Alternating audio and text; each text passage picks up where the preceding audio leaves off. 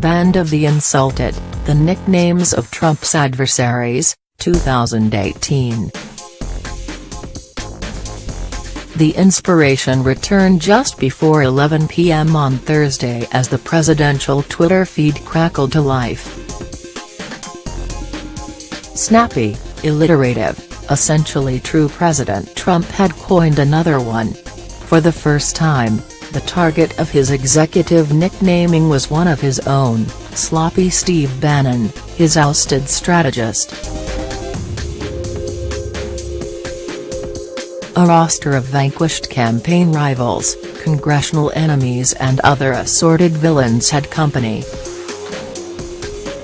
If history is instructive, what comes next for Mr. Bannon is a relentless blend of mass repetition, capital lettering and brazen punctuation. He should also expect, given his former boss's track record, that the label will stick. Sign up for the morning briefing newsletter. Below, an appraisal of Mr. Trump's signal creative endeavor in politics. You have to spell it right.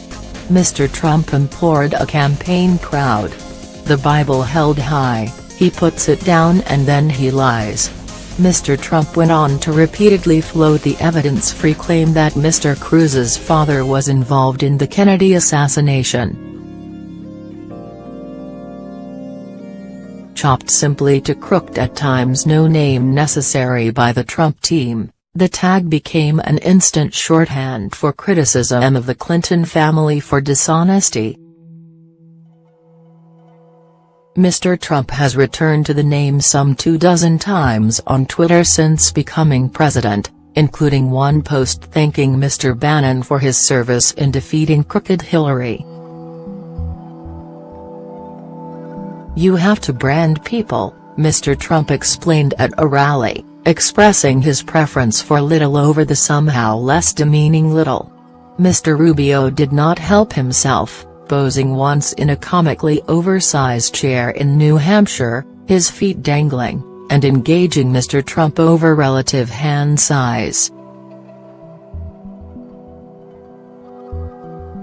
This compelled the future president to declare he had no problem of any sort in the size department. Related, Mr. Rubio, boyish-looking in his mid-40s, was the candidate being branded as immature. Low-energy Jeb Bush. 1 for 38 John Kasich. Sadder.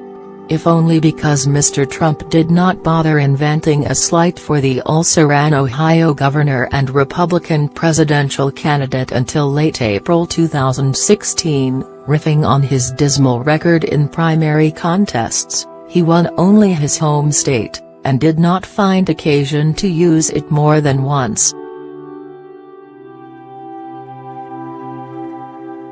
Never his finest craftsmanship, the slur returned to the fore in November when Mr. Trump could not resist sharing his work during an Oval Office ceremony with 3 Navajo code talkers, who helped Marines send coded messages during World War II.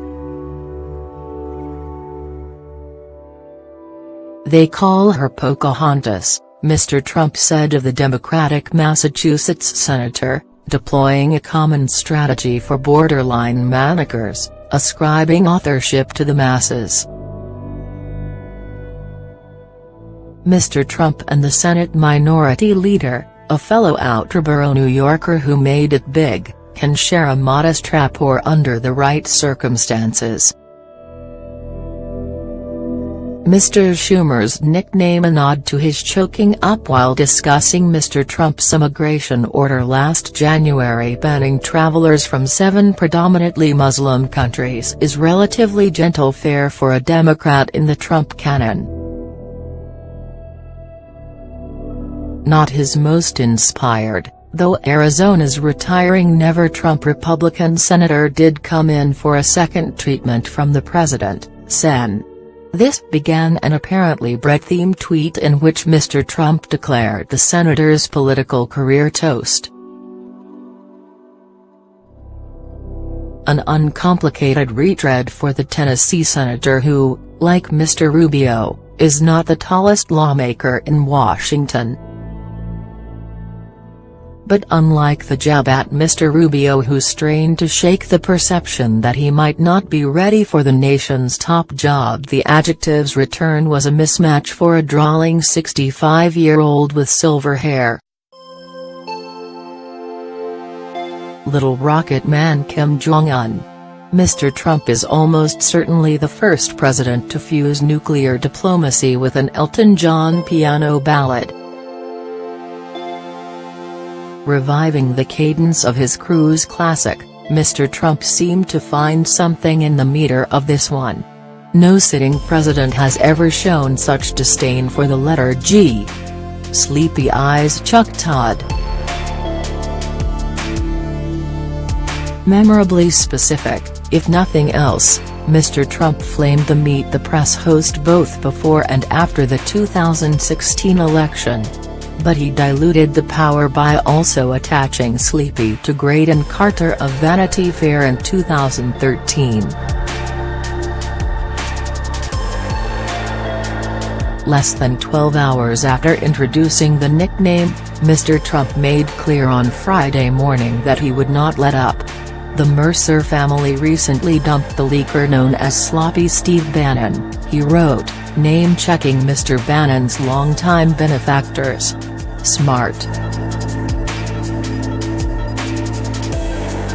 The hallmarks are all there, repeating the label for emphasis, adding a leaker charge, slipping in a known as to imply the name has already caught on widely, and capping it off with a single-syllable exclamation.